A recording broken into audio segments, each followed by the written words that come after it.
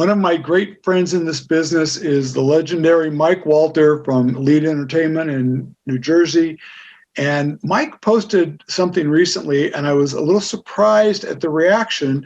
And so this is in response to that. He posted about being at a wedding where a previous couple of his was there, and he looked up quickly what their song was, their first dance, and he played their first song just as one of the slow songs to the evening without making a big deal out of it, just played the song. And of course, the couple loved it.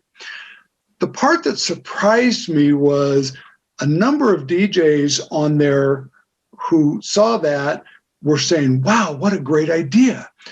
And I guess the thing that threw me was I assumed everybody did that. And there's different ways to do it, which I'm going to talk about here in a second. But in case some of you haven't done this, let me throw out, like, this is one of the easiest home runs that you can hit. So sorry, Mike, but I'm stealing your thunder from this a little bit. And we've done this for years because, we were, until I retired, I was a wedding DJ for 30 years in a relatively small market. By the last half of my career, it was really more unusual to do a wedding where there wasn't at least one couple there whose wedding I had done. And so we would almost always do this at just about every wedding. On our initial information gathering, we always found out how they were referred to us, obviously.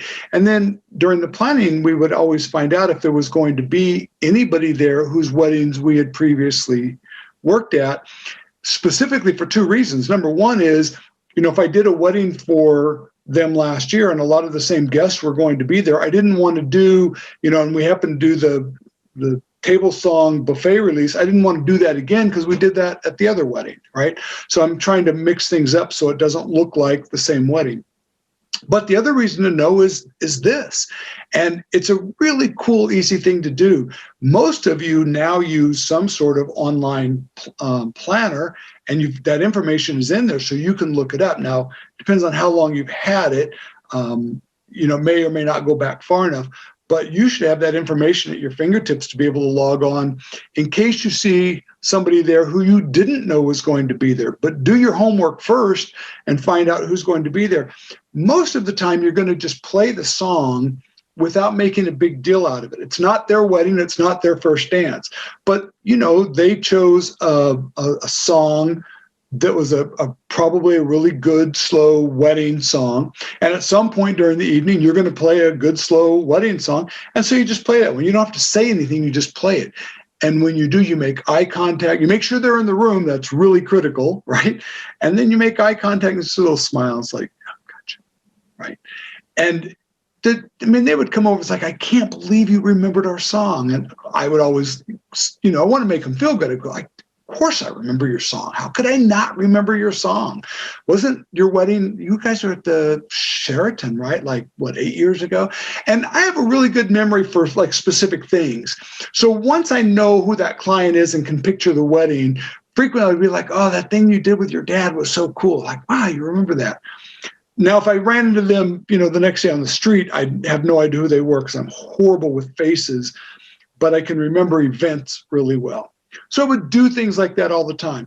We would also gather that same information on parents and grandparents. Most of the couples who we're doing weddings for now, their parents were of the age that they probably had a DJ at their wedding and played some recorded song. So you're playing songs probably, Always and Forever by Heatwave, or, We've Only Just Begun by the Carpenters or something like that. But that song dropped in at some point in the evening is pretty cool. And that might be the only time when I would say something about it. And sometimes even at the end of the song, right? But because you don't want to make it another spotlight dance. You want everybody dancing when that happens. But to be able to acknowledge that for a couple that was married, 34 years ago or whatever it was, is a pretty cool thing. So if you're not doing that, by all means, you should be. Do your homework in advance. Have it ready. If you see somebody who's there whose wedding you've done. Be prepared to do that. It's a really cool moment for them and a home run for you. And all of a sudden, you are once again top of mind. So, Mike, thanks for letting me steal that. Not that I asked your permission, but I knew you wouldn't mind, I hope. See you next week.